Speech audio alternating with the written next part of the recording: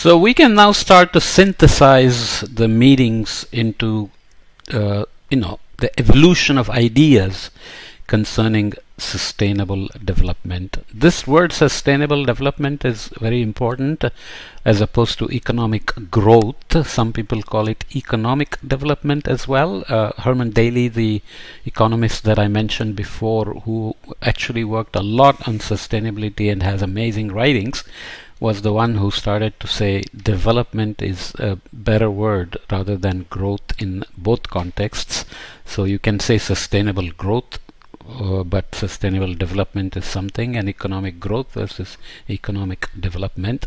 It's clear to see from reading the outcome documents that the 4 world conferences focusing on sustainable development build on each other. The foundation for sustainable development was put in place already in the Stockholm Declaration, with its references to balancing conservation with social and economic development to protect and improve the environment for present and future generations. The term sustainable development was, however, not out in the mainstream until the years just before the first Rio Conference in 1992, which was largely built on our common future report from a few years earlier.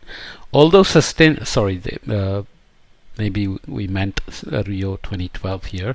Although sustainable development as resting on the 3 pillars of economic development, social development and environmental protection, took hold and continues to be the central concept since then, it is interesting to note the decline in references to the environment since the first Rio Declaration. So if you look at the clustering ideas which have emerged more recently, word clouds of the Declaration and Action Plan of the United Nations Conference on the Human Environment from 1972, the Rio Declaration on Environment and Development and Agenda from 21, and Agenda 21 from 1992, the Johannesburg Declaration of Sustainable Development and the Plan of Implementation of the World Summit on Sustainable Development from 2002, that's a long name, and of course the Future We Want from 2012 Rio Conference constructed in Wordle, which is the new rage, as you know, visualizing the 150 most commonly used words in these documents except common words and sizing them. 150 most commonly used words except common words, so remove the linguistically common words like and, or, when, why, etc., and sizing them after the relative frequency. So we have I put them all together here. So you can see that 1972 has huge focus on international. Environmental is there, United Nations is there, and then you have organization and recommendation, resources, governments, and so on. 1992, development and sustainable come up on top with environmental as well, and implementation pops up, which is nice as opposed to just recommendations, and you have international and national still there.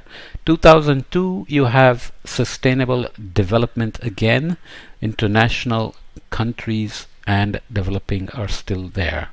2012, sustainable development pop up, countries remain, but environment has disappeared from these 2 here, which is what is mentioned here, which is strange. Are we moving towards assuming that environment is always implicitly assumed or implicitly included, or are we making some mistake? In short, the current view of the international community on our sustainability challenges can be summarized in the 24 thematic areas and cross-sectoral themes of the Rio Plus 20 conference, as we'll see here. The 24 thematic areas and cross-sectoral themes of Rio Plus 20 in 2012: biodiversity, climate change, gender equality, sustainable consumption and production, oceans and seas, but let's read a few more within them, within each theme. So biodiversity, sustainable cities and human settlement, water and sanitation, energy, health and population, food security, nutrition and sustainable agriculture. As I have already said many times, including so many things in an umbrella, is it good or bad? We can make it very broad and all inclusive. Then how do we prioritize? How do you focus? How do you shine a light on the most important thing? Or if there is nothing like a most important thing, everything must be done together, then how do you implement by prioritizing? It's a great challenge. Climate change, desertification, land degradation and drought, disaster risk. So you can see they're clustered in this way, 24 thematic areas. Sustainable consumption and production, mining, sustainable transport, chemicals and waste, and sustainable tourism.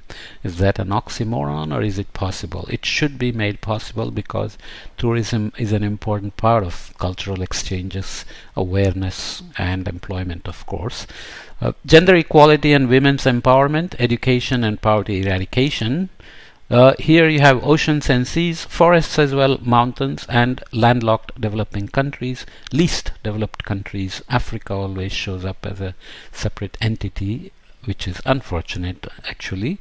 Regional efforts, small islands, developing countries. These are the ones, if you remember, which pushed for the 1.5 degree C target as global warming for 2100 because they were concerned about 2 degrees C being too high for their safety and survival in terms of sea level rise and extreme events and so on. But of course we know now that that's quite a challenge as well. Okay, so let's come back here. It is important to note that many of these have been added over time and there are many overlaps and links between them. The most recently presented main ways to address these challenges include introducing a green economy and updating the current institutional framework for sustainable development. It is again interesting to note that the international community sticks to the beaten track at best and seems to be collectively unable to think new thoughts at worst. So we are handicapped in many ways. All agree that the situation is dire and that we have not managed to adequately address it within the current economic and institutional system, but the outcome is still not in any substantial way questioning that economic and institutional system. So we must be irreverent of the way we do things, the business as usual, and be very forceful about questioning status quo and the existing economic and institutional system, which keeps on throwing additional words like sustainable and net zero and so on, decarbonize. But are we really headed in that direction? So these are of course related to each other, they are not independent, and yet how to make sure of unintended consequences when you focus on one thing and how that affects other things positively or negatively is going to be very critical. If you start let's say stopping or working on closing down coal mining and want to phase out coal, what does it mean for lives and livelihoods and towns and so on? So how do you transition them into green technology or other forms of energy and gainful employment, etc. So everything is related.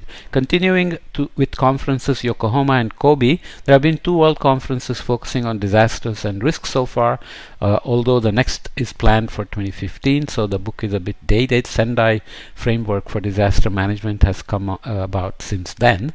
These conferences have had an explicit focus on the role of risk and disasters in relation to sustainable development and are important to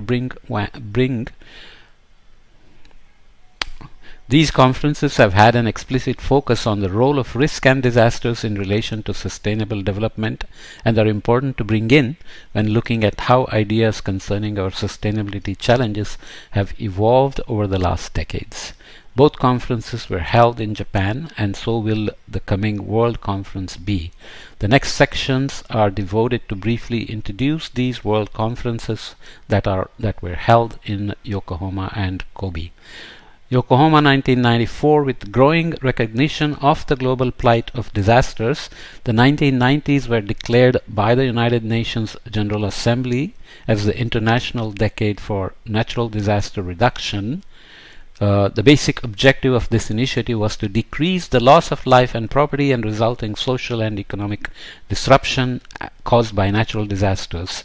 And it continues that way. In order to review the midterm achievements and chart an action program for future, the IDNDR organized a world conference hosted by the government of Japan.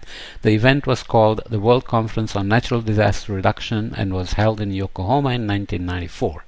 There were delegations from 147 states and so on. The resulting document includes the Yokohama message consisting of 2-page and 10-paragraph statement and the Yokohama strategy and plan of action outlining principles, plan of action and follow-up for a safer world. So here is the nice picture of Yokohama as a prop as well. Beautiful picture. Maybe some AI was used to enhance the colors in the background, or maybe it's real. Anyway, so we'll come back and read this big box because maybe it's getting a little long. This PowerPoint got a bit long, but anyway, I will see you in the next podcast.